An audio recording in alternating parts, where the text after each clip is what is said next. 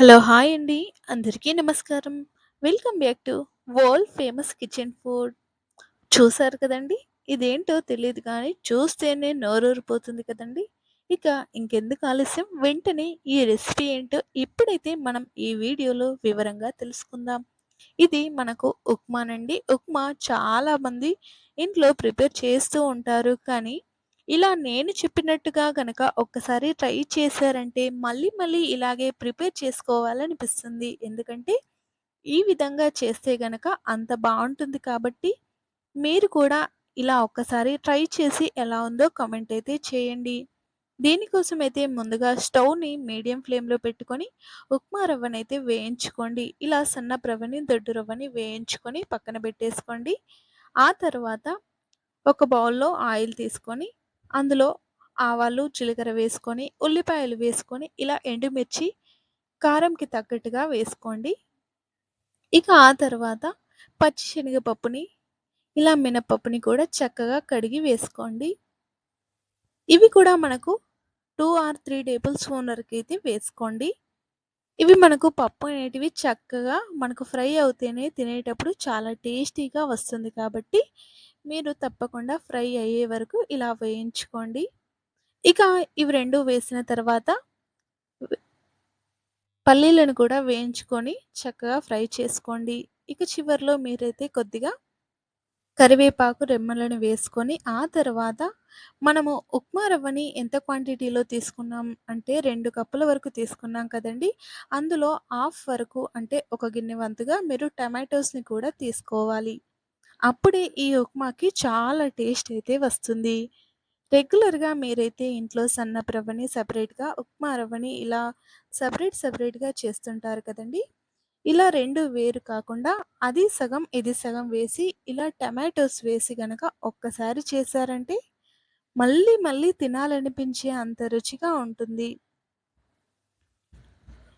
ఇక మనకు టమాటోస్ ఖచ్చితంగా మగ్గే వరకైతే ఫ్రై చేసుకోవాలి.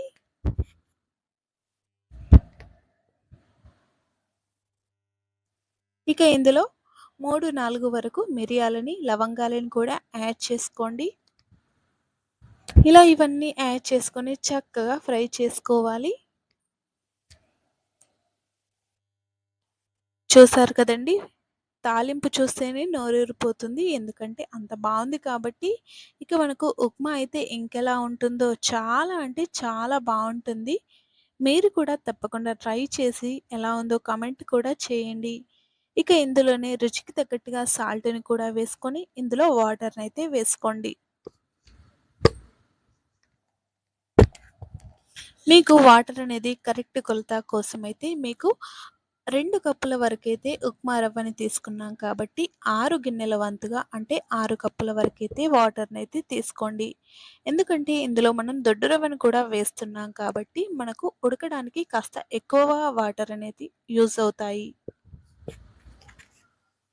చూసారు కదండీ! మనం ఈ వాటర్ అన్నీ చక్కగా ఇలా ఒకసారి పొంగు వచ్చి ఇలా పొంగు వచ్చిన తర్వాత కూడా మినిమమ్ మనం 10, 15 మినిట్స్ పాటు ఇలా ఉడికించామంటే చక్కగా తాలింపు అనేటివి ఫ్రై అయిన తర్వాత ఈ మసాలాలన్నీ కూడా చక్కగా వాటర్‌లో ఉండిపోతాయి. వెంటనే మాత్రం వేయకండి. ఇలా వేసిన తర్వాత మనం ముందుగా వేయించి పెట్టుకున్నటువంటి ఉప్మా రవ్వనైతే ఇందులో యాడ్ చేసుకోండి. చూసారు కదండీ! ఉప్మా రవ్వ మనకు ప్రిపేర్ అయిపోయింది. చాలా బావుంటుంది. చాలా టేస్టీగా కూడా ఉంటుంది. మనం దొడ్డు రవ్వని కూడా వేసాం కాబట్టి ఉడకడానికి కాస్త సమయం పడుతుంది. ఇలా వైట్‌గా కనిపిస్తున్నది కాబట్టి అది దొడ్డు రవ్వ. మనం మూత గనక పెట్టేసామంటే చాలా చక్కగా ఉడికిపోతుంది.